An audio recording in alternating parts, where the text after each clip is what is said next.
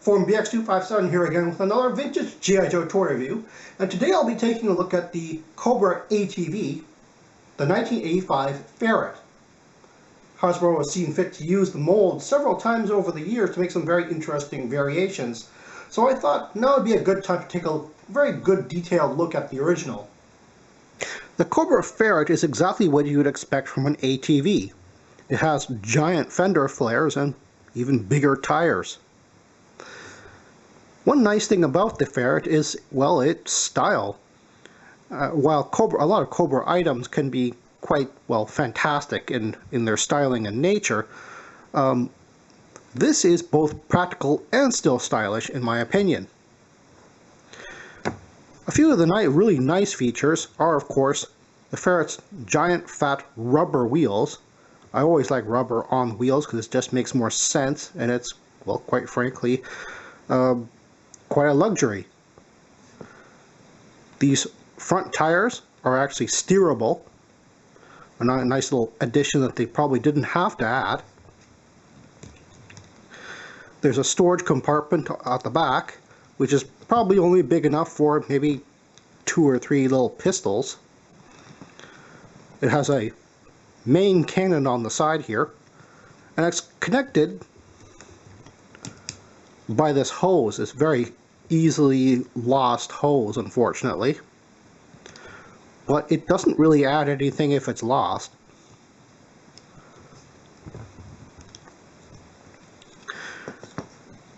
It has a steering column and, of course, a front machine gun which could elevate and turn.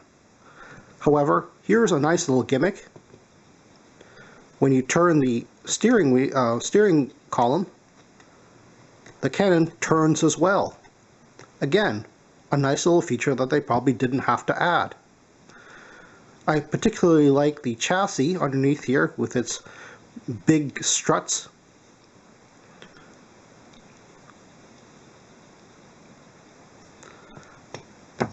Its massive exhaust pipes. And last but not least, I am going to mention the crazy missiles this thing has. And if you're wondering exactly why I have scrap iron and the Vamp Mark II in the background, that's because of these strange missiles. Take a look at this thing carefully. It has fins going in 2 different directions. Why is that? Well, it's because Hasbro decided to reuse the molds on some things, and that's understandable. Hasbro reuses the molds on quite a few vehicles and other items in order to cut down on the costs. However, this is one of the only times I've ever seen a reuse of the mold, which makes absolutely no sense.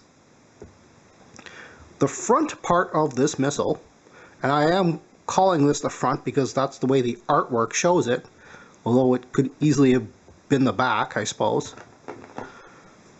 That's from a Vamp Mark II missile.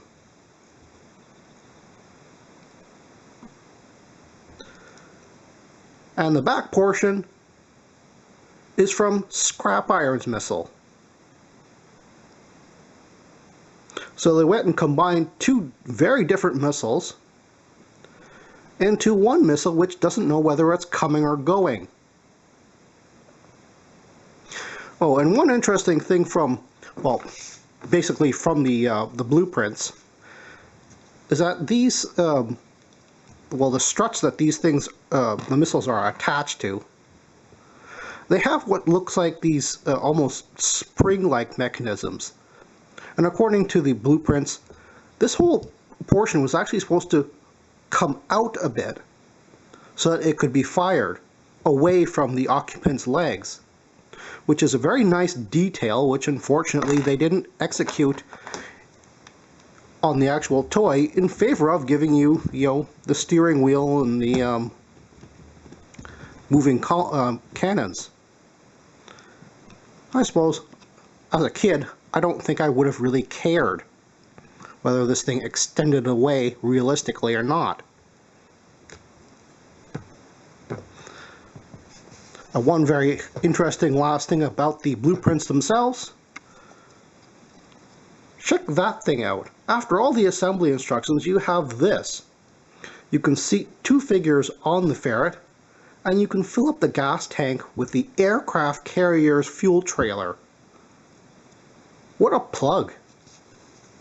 And here is the ferret with the requisite 2 figures on here, and I've of course chosen Tomax and Xamot, because that's how the ferret was introduced in the comic books, and that's how Tomax and Xamot were in fact introduced in the comic books, riding a ferret.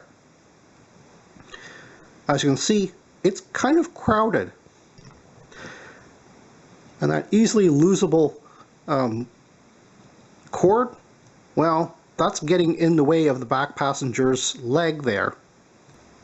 One word of caution is I would not put vintage figures' hands on the handlebars, as the handlebars tend to be a bit on the thick side, and because of their angle, it's actually very hard to sort of twist the figure's arms into a fashion where they can hold onto it in the first place. Here I've removed the cord from the can just so that the rear figure can actually sit better back here, as this tends to be a kind of thick and in the way. However, the ferret is fairly easy to find with or without this cord. One interesting note is that there is a very collectible version of this, and that came out in 1992 or 1993 as a mail order. However, it's a variant which has a very light bright blue on the body.